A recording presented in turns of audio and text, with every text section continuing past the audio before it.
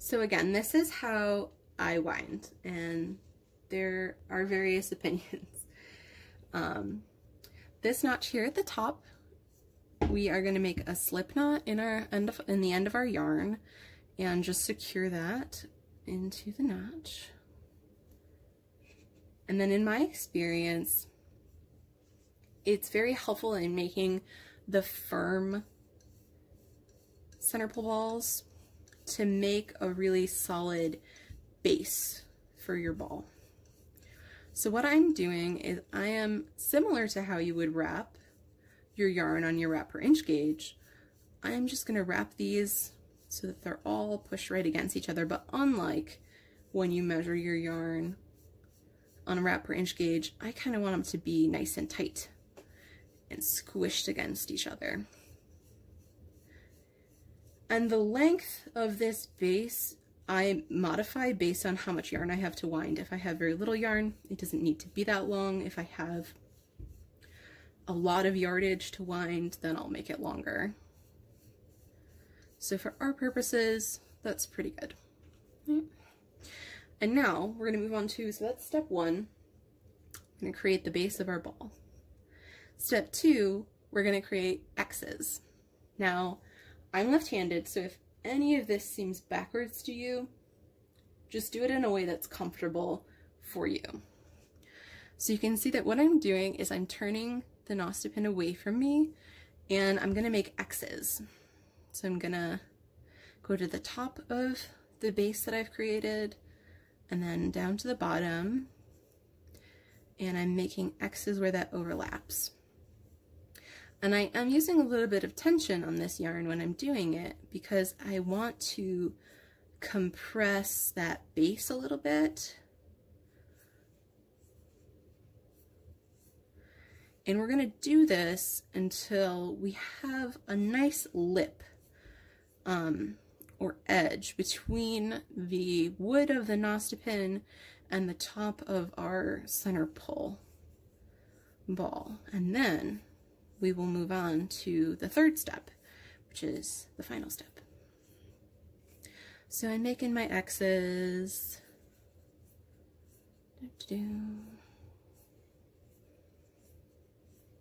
Some people do question the amount of time that it takes to hand wind center pull balls on a nøstepinne, and they ask me if it's really worth it. And all I can say is that to me, in my experience, it is worth it because I really enjoyed plying my singles off of those center pull balls that don't collapse on me. And I like the ability to wind a center pull ball wherever I am, even if I don't happen to have a crank winder with me. I don't really like to pack one when we go to shows, but that's really only a question that you can answer for yourself. So to me, it's worth it. Does it take a little extra time? It does, but if you sit down and put on some music maybe, or a podcast or something, it doesn't really take that long. All right, so this is sort of step 1/2, 2.5 or 3.5. This is the squish step. That's important. We're going to keep doing that throughout. It doesn't really have a good name. Half is not a good name. The squish step. We're going to keep doing that as we wind because it's going to help maintain that sort of edge that I was talking about, that ledge where your yarn can sit as you're winding.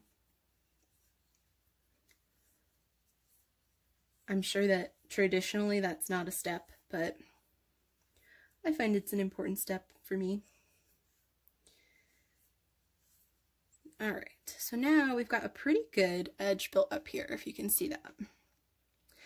And now I'm going to change what hand is in charge here. And again, use what is comfortable for you.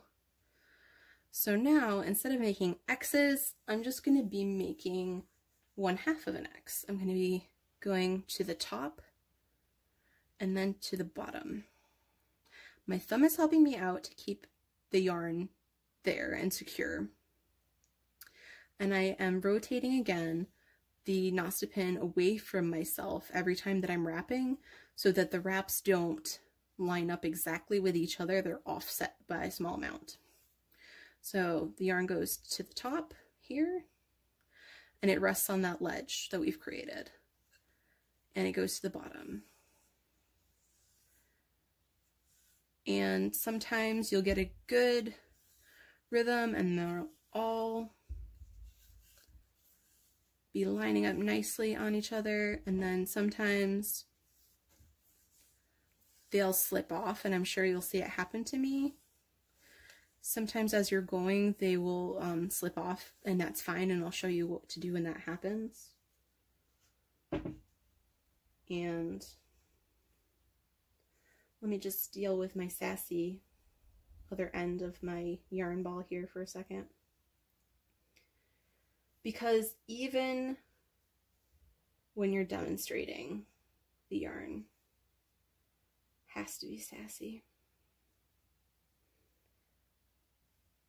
Never believe that people that do this professionally, everything goes perfectly smoothly for them all the time, because it doesn't.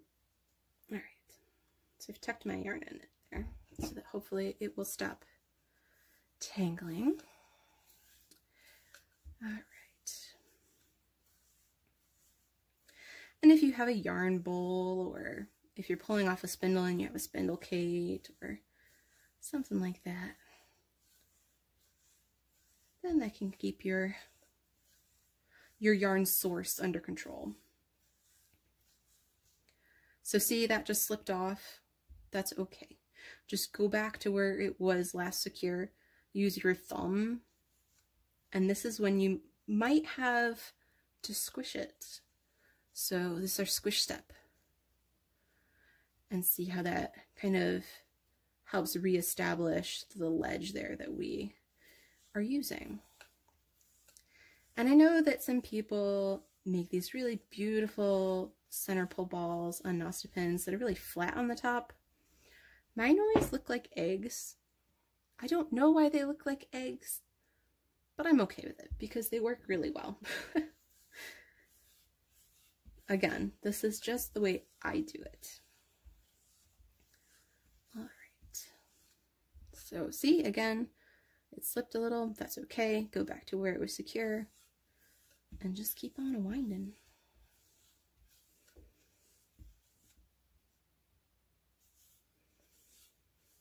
And I am using a bit of tension, and I think that's one of the reasons why I do end up getting firmer center pull balls, is that I'm using a good amount of tension. I'm not, by no means am I gonna snap a single by doing this if it's a secure single, but I am using a good amount of tension.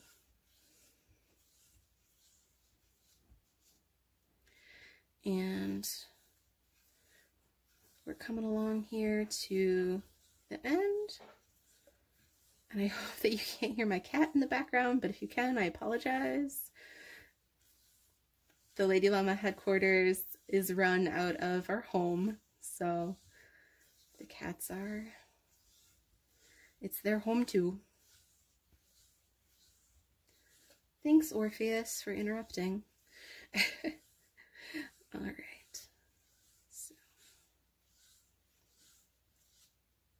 All right, and if it slips, again, that's all right. Just go back, and maybe we need to do a squish.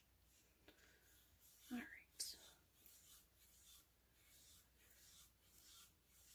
And you can wind. I've wound 400-yard balls on this before.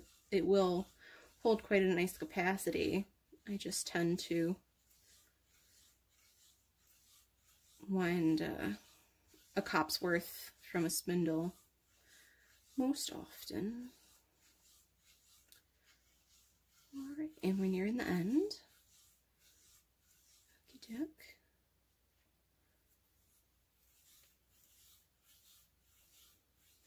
Okay. And there you can see center pole ball, and I'm going to undo this slip knot.